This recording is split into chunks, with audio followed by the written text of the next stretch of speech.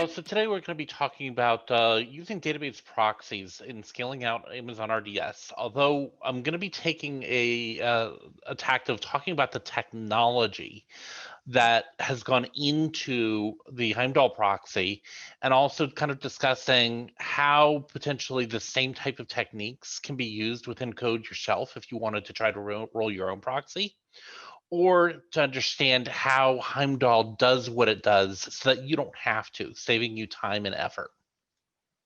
Okay, so we're going to be talking about rolling your own solution, the considerations that are needed in order to implement a cache and to do read-write split, and how Heimdal can solve that problem for you. And then we're also going to go into live demoing Q&A if there are any questions. First, briefly about Heimdal Data. We're an advanced AWS competency partner dealing with the database proxy, and we're also a SQL traffic manager, another way to put it. And our goal is to help improve SQL read, write, and write performance, reliability, and scalability. And our goal is to be able to help you improve your application performance with no application changes.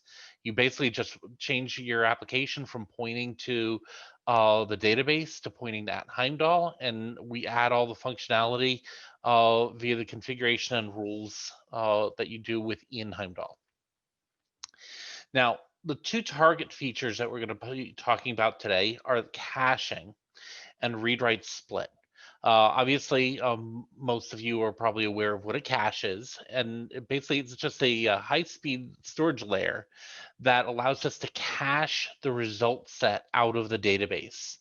So instead of asking or the database processing a query over and over again, if the cache sees the same query multiple times, we could just serve the same result set.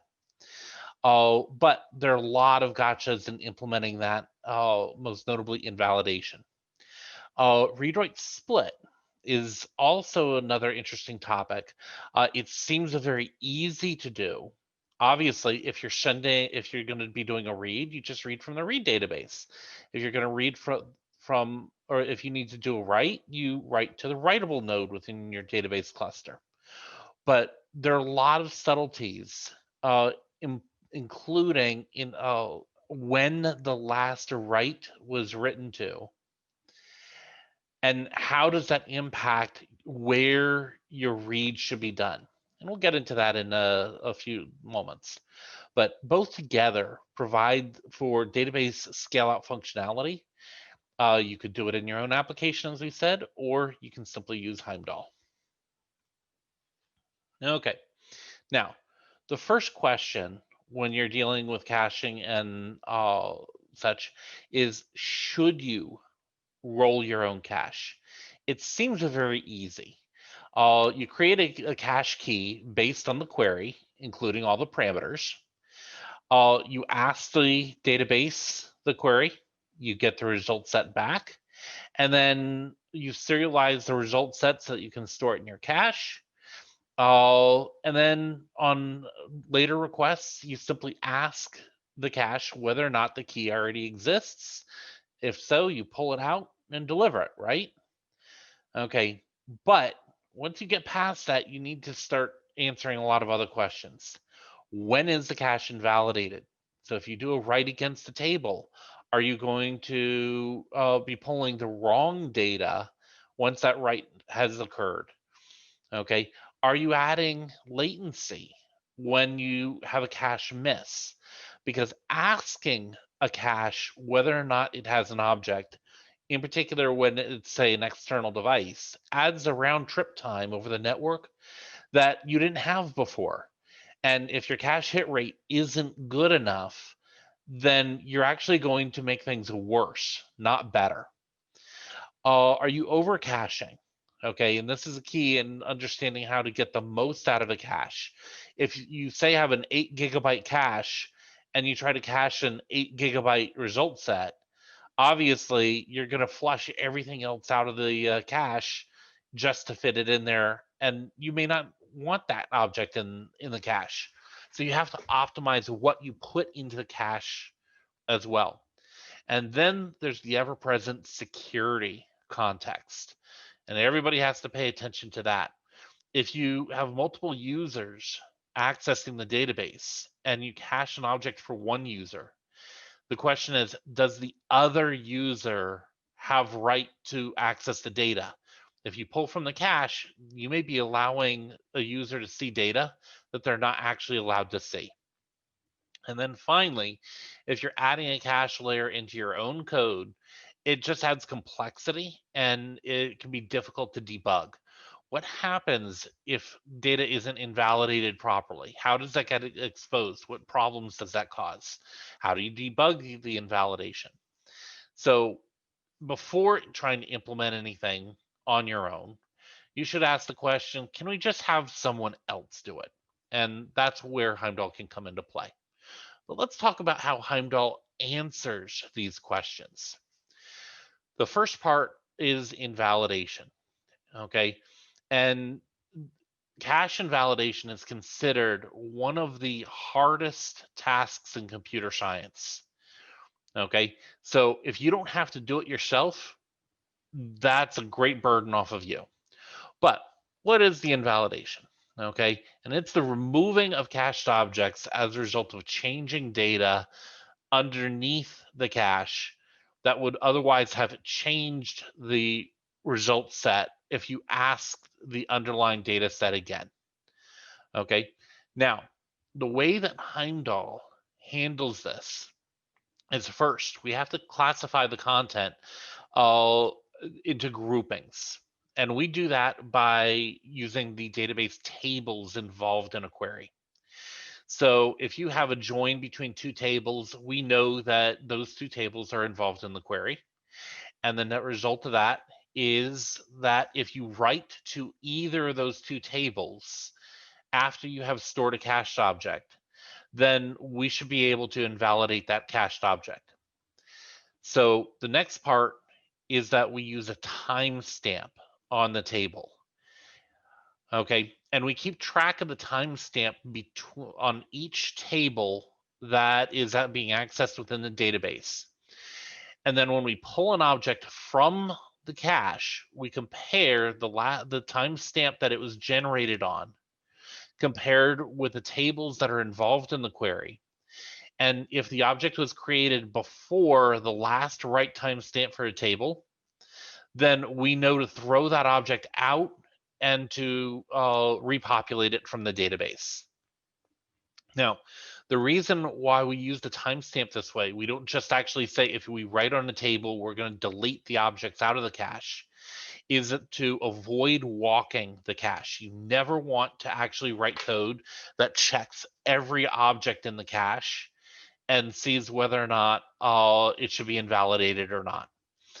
So simply by using a timestamp to compare, it ensures that we are able to efficiently handle everything. Now, the next piece comes into play when you've got more than one cache. And Heimdal has been designed to support auto-scaling clusters of caches. And this means that each cache needs to know what's going on all the other caches. So the way that we handle that is whenever a write happens on a particular table, we will broadcast the fact that that is happening to other proxy nodes. And we leverage the pub sub interface on, say, Redis or Hazelcast in order to advertise that information between many different cache nodes. Okay, Elasticache has a pub sub interface, and then we can also use TTL based invalidation to set a maximum time that an object will live within Elasticache so that it can free up memory more efficiently. Okay. Now, the next aspect is that you want to reduce the latency impact of using a cache. So if you're using, say, Redis or Elasticache as a cache, every time you ask the cache, do you have this object? Do you have this object? That takes time. And in fact, the round trip time to get to Elasticache is generally about the same as going to the database itself. So if you're adding that round trip time on every query, you better have significant savings. Now, what Heimdal has done in order to avoid the penalty of cache misses is that we don't have them. Instead, we've leveraged the functionality within Elasticache to uh, enable something called key space notifications. And what that means is that if you put an object into Elasticache or Redis, then it will tell all listeners that that key now exists. If the key is deleted, then it will tell all listeners that the key has been deleted. If each proxy keeps track of what keys are available within the cache, then they can do a local lookup to determine, does it make sense to even ask the cache? And if the answer is no, if it's not there, then we don't even bother trying. So that helps to reduce the impact of the caching. And even on relatively low cache hit rates, you can improve performance. And most systems, that does not apply. It does not work that way. Now, another aspect is that we keep a local copy of the hottest content. So we operate basically as an L1 and L2 cache setup. L1 is in the local heap of the proxy itself, and L2 is in Redis or Elasticache. All that way, we don't have to go over the wire most of the time. And in fact, in most environments, at least 95% of the cache hits come out of local memory. So we never add an additional network hop to begin with. Finally, if you're going to try to implement a cache, then serialization becomes a big deal. Okay, and serialization is simply the taking of the data structure of your result set and basically putting it into bytes.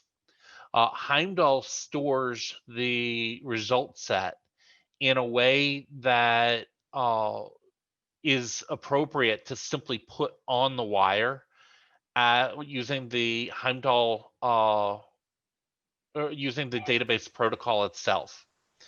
So when we have a cache hit, we can simply take those bytes, write them to the wire, and we're done. And that makes it very clean and very easy to deliver a cache result set, making it very efficient. Okay. All more can be less.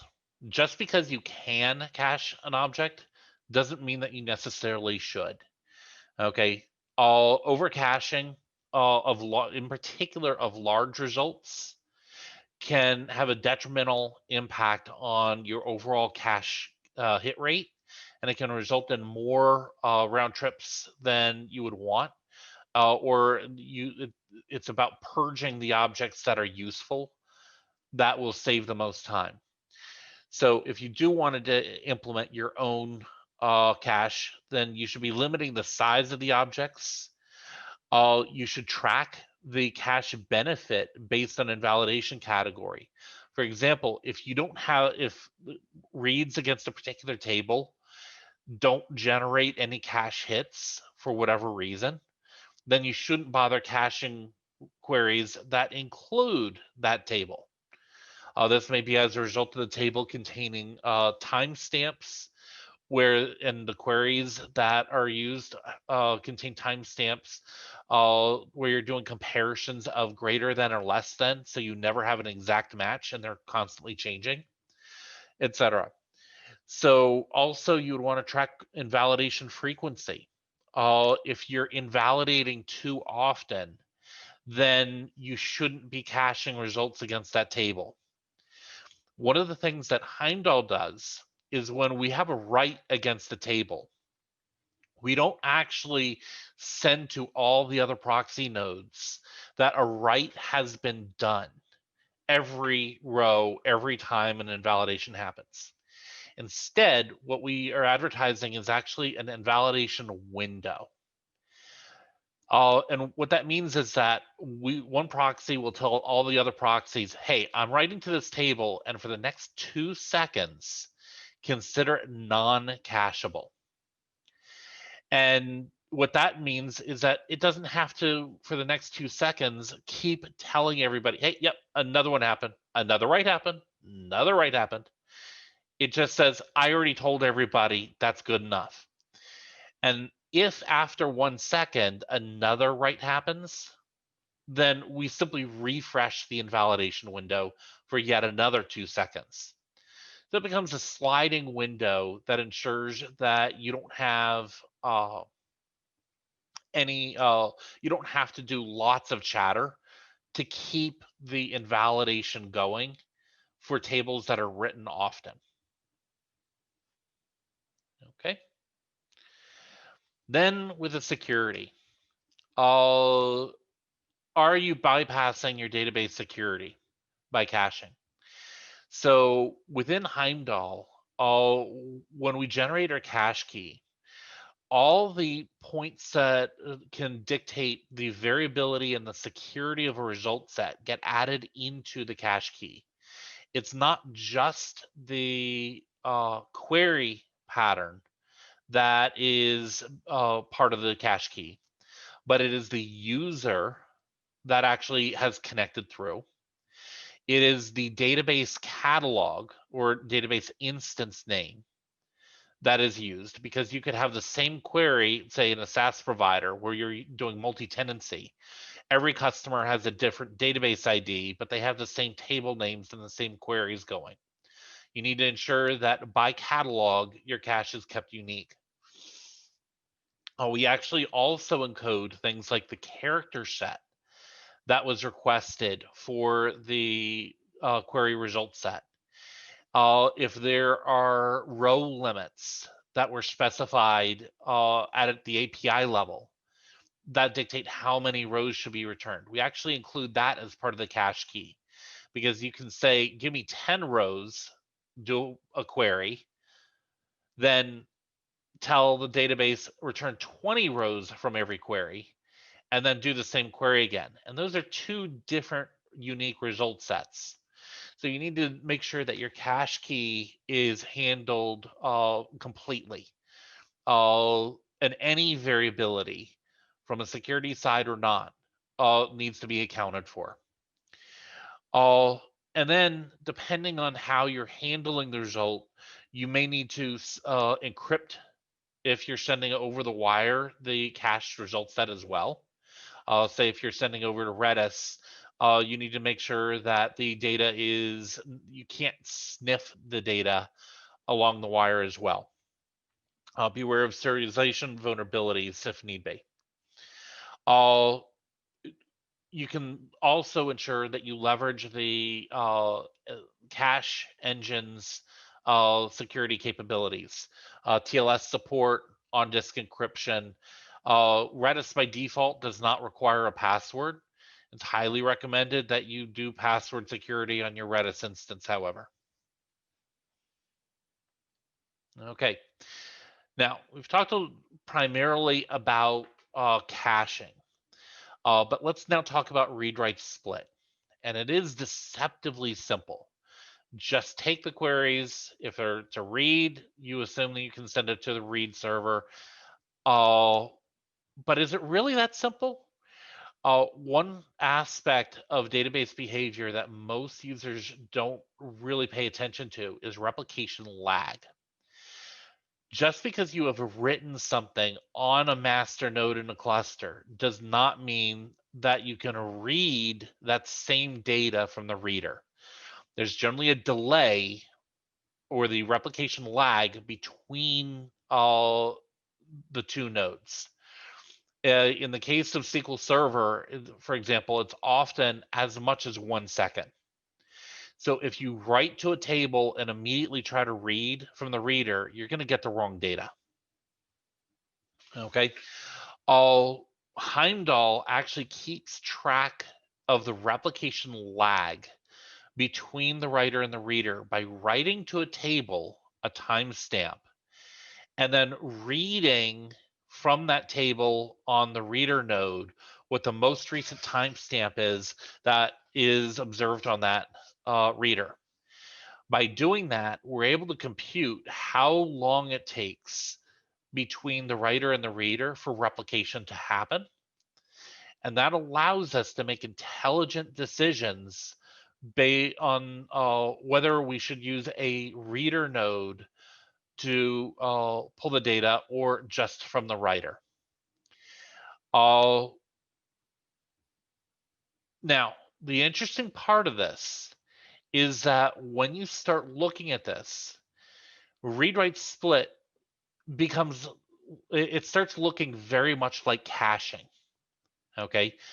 And in fact, you can think of a reader node in a database cluster as simply being an all-encompassing cache for the writer node.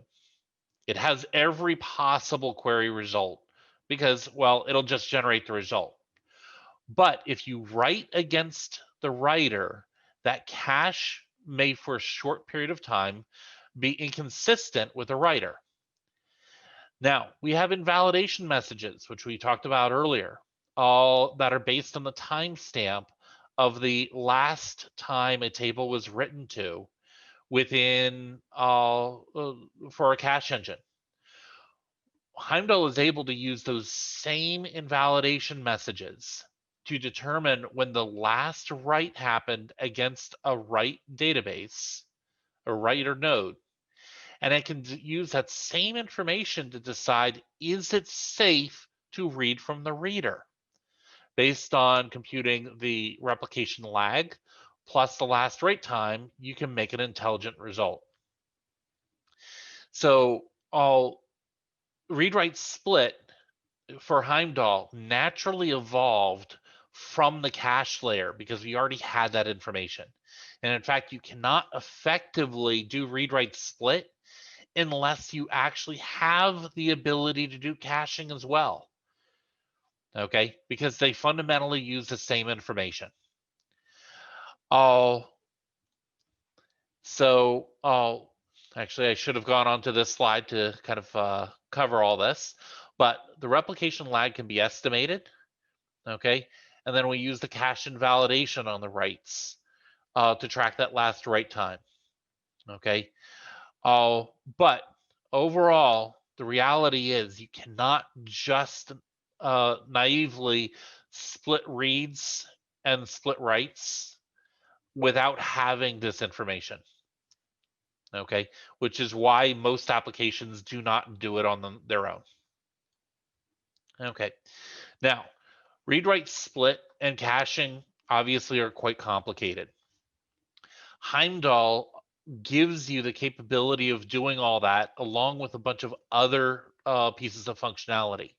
But there are other proxies out there as well.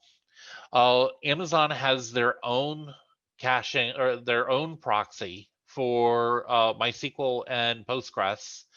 However, all it does is connection pooling, which we're not going to go into a lot of detail here. It does not do read-write split. It certainly doesn't do any sort of caching. And it basically is primarily intended for environments like Lambdas, where you have potentially a large number of connections opening and closing for short periods of time. That's the primary target of the AWS proxy.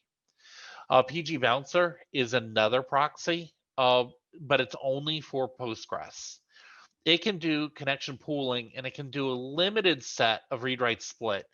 And the problem is it does it in a naive manner. It's eventually consistent.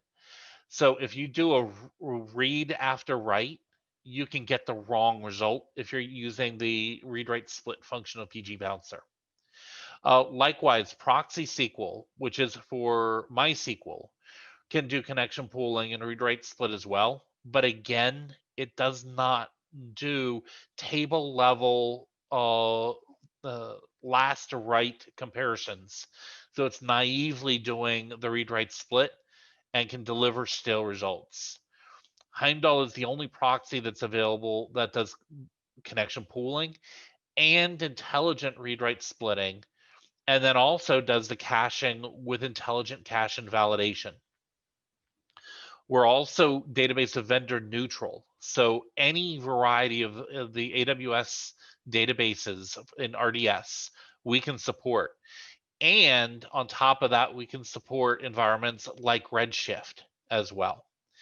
We also have Active Directory integration, so you can actually control what users are able to access the database from Active Directory, including not only authentication, but authorization based on groups.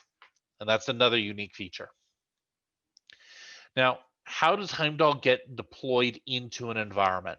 For a larger scale type of deployment, you can have many application nodes. They would connect through an NLB, which load balances into the database proxies. Each proxy will connect to an Elasticache cluster for L2 caching and for messaging as well. And then the databases talk directly, or the proxies talk directly to the database. So it's pretty simple. And when you change your, when you want to implement Heimdal, you can simply change your connect string on the application, but otherwise the application can continue working without modification. Now let's talk about kind of the high level view of what Heimdal does. Obviously, we've talked about query caching, read-write split, connection pooling. We have fine-grained connection pooling. Excuse me. That improves the state of the art on connection pooling, in that it's also designed to handle many users coming through the connection pool at one time while maintaining control of the resources on the database. Most connection pools break very rapidly if you start using multiple users because of the way that they handle the connection pool when you do that. We can also do batch processing of queries for DML. In some environments, this can be absolutely huge. You can literally see hundreds of times improvement if you're doing batch processing of DML for, say, Redshift, compared with doing atomic, say, inserts into Redshift. If you've ever tried doing atomic writes into Redshift, you know that it can be extremely slow, like on the order of maybe 8 inserts a second slow. With Heimdal, you can speed that up to thousands, tens of thousands of inserts per second by aggregating all your writes into a batch. We also do improved failover, including being able to maintain persistent connections. So you can fail from a primary to a secondary database without having your connections dropped from the perspective of the application. And then we also provide detailed analytics that help you understand the behavior of all these other functions. Okay. Within Heimdal, as I said, we have analytics. We give you a live graph of what's going on, and everything is handled within Heimdal via rules. And I'm actually going to do a little bit of a live demo where I'm going to show you kind of how all this works. So we'll get back to this in a few moments. If you wanted to try Heimdal, we have a free trial out of the AWS Marketplace, and you can literally install us in minutes. Okay, most of the effort in getting everything working with Heimdal is generally all the other IT issues surrounding making a change within your environment. I can't tell you how much time I've spent working with customers on security groups. Definitely that's one of the harder parts. The software, getting it up and running, that's easy. Okay, so at this point, I'm going to stop here, and I'm actually going to come on over to my live demo. What I have here is the central manager for Heimdal. The way that Heimdal works is it kind of has a data plane and control plane split. The central manager is the control plane, and then the proxies themselves, which can go into auto scaling groups, are the data plane. So we're looking at the user interface for the central manager. And I am running some traffic behind or with a traffic generator. And you can see we're getting about 16 to 1800 queries per second. And with caching enabled at a 90% cache hit rate with this application, our average query time is running about 270 to just below 300 microseconds, not milliseconds, microseconds. And the rules here control what are going on. So what I'm going to do is I'm going to disable caching. I'm going to come over here. I'm going to commit. Then I'm going to go back over here, and we're going to see what happens when caching is not enabled. Okay, and if we focus on this middle graph here, you can see that the average query time went from about 270 to 300 microseconds up to 1.6 to 1.8 milliseconds. Okay, and that's not atypical for many environments. And you can see the impact on the database. It went from around 140 queries per second, we're actually hitting the database, to the full load. So right there, you can see that it was right around a 90% cache hit rate, which is what we were expecting. Okay, and then you can see that the average query time per server went up dramatically as well. Okay, and you can also see that the number of connections against the database went up, because with Heimdal absorbing the traffic, your connection count was able to be significantly lower. So I'm going to unpause this. I'm going to go back over to my rules, and I'm going to enable the second rule here, which is our reader eligible rule. This is where ReadWrite Split comes in. You can tell it what queries you want, and it's a very rich language here. You can say based on what tables, etc., that we want directed to the reader. And I'm going to commit this, and we're going to go over to the dashboard again. And the blue line had been queries that were going against the primary server. Okay, but now we see that the secondary, the reader, is taking a good chunk of the queries off of the writer. And in fact, this looks very close to kind of what the cache hit rate was when we were doing caching. And again, if you think of read-write split as being caching just to another database node, that makes a lot of sense. Okay, so with just those two simple rules, I can come back over here. I can enable both caching and read-write split. Okay, so if the queries were going against the database, if they weren't cacheable, well, now they can go against the secondary, although as you can see, caching is making even the traffic against the secondary go very low. Okay. Now we can come over here, and we can also look at, let me actually start with a fresh set of data. We're going to come here. We don't have any data because that is rule driven as well. So I'm going to enable this log rule. I'm going to commit. We come back over. And now we can actually see all the queries that the application is generating. And we can see, relatively speaking, which query patterns are causing the most time spent waiting on the database. And the interesting thing here is that, unlike looking at statistics from the database itself, this is application time perspective. So this is including the round trip time to get to the database, which databases generally ignore. So this set default isolation level is literally taking almost 9% of the time waiting on the database. Same with this discard all and show default transaction isolation. In reality, the application should be able to optimize these out. So these are areas where our analytics are showing potential deficiencies within the application or application framework, because they're doing a lot of redundant queries that aren't even needed. But otherwise, we can see that query, for example, we're getting 100% cache hit rate out of it, And when it's coming out of the cache, it's only 0.5 milliseconds. Okay, so this gives you a good idea of everything that's going on.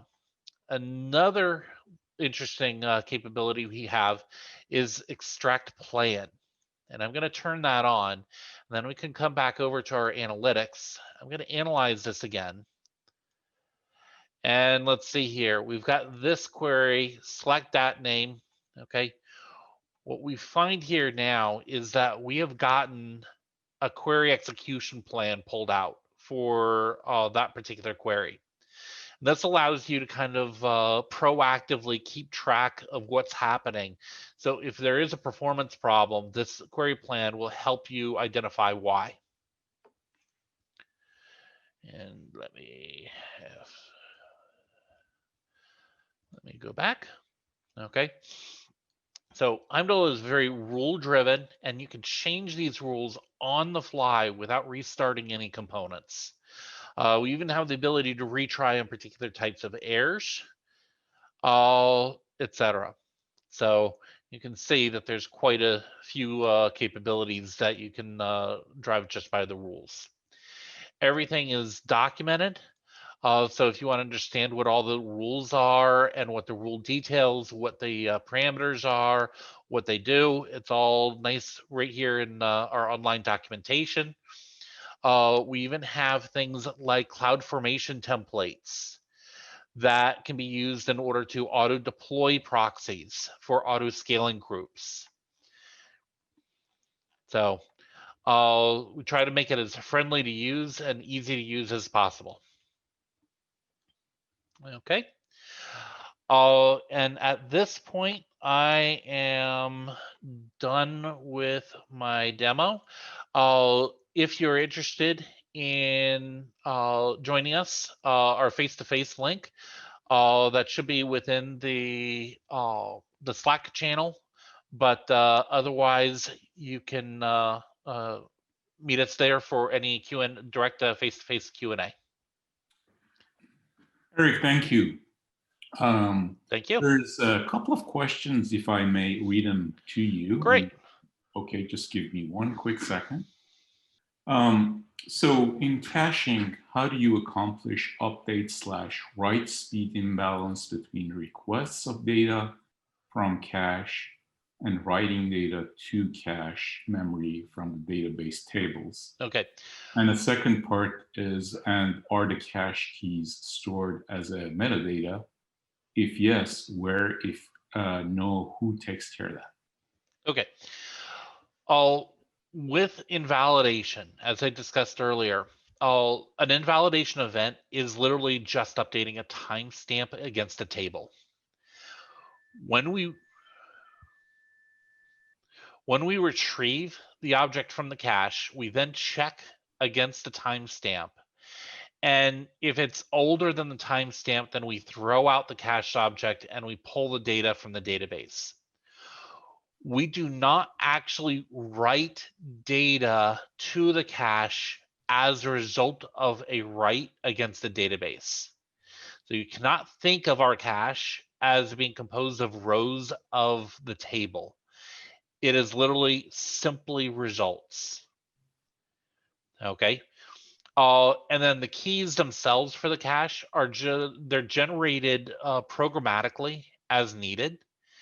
And then the keys themselves are used simply as an index into the cache, both in our local memory and in Redis itself. Okay. A follow-up question. Where do you see the highest optimization of the caching implementation, assuming maximum queries per second rate, in parentheses, on a single server of database? I'm not quite sure what the intent of the question is. I mean, we see a high cache hit rate in a lot of environments. I'll give you an example. E-commerce sites, we actually see generally it's at least 90% cache hit rate. One of the reasons for that is most e-commerce engines use the database to handle templates for how particular pages are going to be rendered. And for any one query that's dealing with the inventory, what's available, there are generally like 10 to 15 queries that are dealing with a template on how to present the page. As a result of that, even if you have one non-cacheable query because the inventory is constantly changing, you get a very high hit rate on all the other tables because it's rare that the template information actually changes itself. But it's there in the database because it can be changed. Hopefully that answers the question. Sure. Another follow-up. Which implementation, caching or split write-read, do you recommend for a small database within a server? Okay. We don't necessarily say one or the other. They're complementary. When you have exactly the same query generating over and over again, caching will definitely take the burden of the load. And because we serialize the data in the format that goes on the wire, a cache hit coming out of memory is much cheaper to process than any other query. But in many environments, you're going to see queries that you can never cache. For example, if you have a timestamp as part of your query down to the second or millisecond, say the current time is generated programmatically by the client, then you'll never have the same query happen twice. But you can serve that query from a reader because it has all the intelligence necessary to deliver the result. And so the two combined, caching plus read-write split, allows for the maximum benefit of offloading the writer. Okay.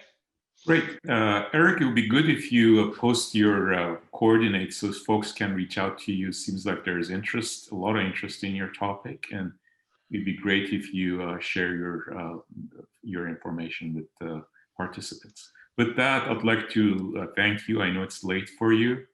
Appreciate all your hard work and have a wonderful weekend.